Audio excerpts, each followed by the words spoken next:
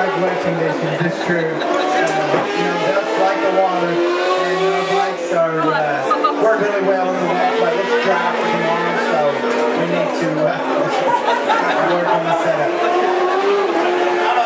Samozrejme, že veľmi krátko hovoríme o včerajšom suchom tréningu, kde to bude 14. miesta, dneska 5. miesto, je to ďaleko lepšie.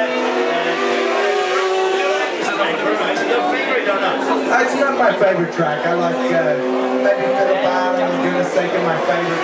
But this is one of the best. For some of the riders, maybe this is their favorite. It's very long. It's one of the longest, almost 2-minute lap time. And uphill, downhill, very flowing, and a lot of fans.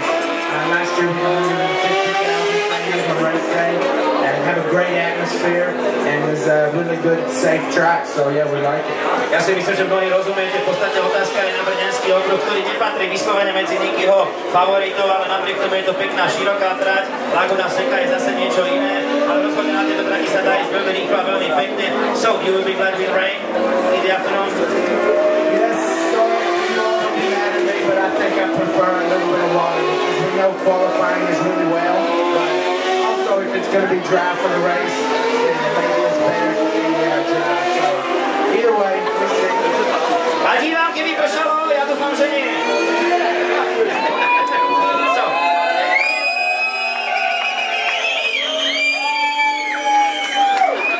Good luck. Good luck. All right, thank you, and thanks to all you fans. I'll be looking for you on the warm-up lap, so tomorrow give us a good wave.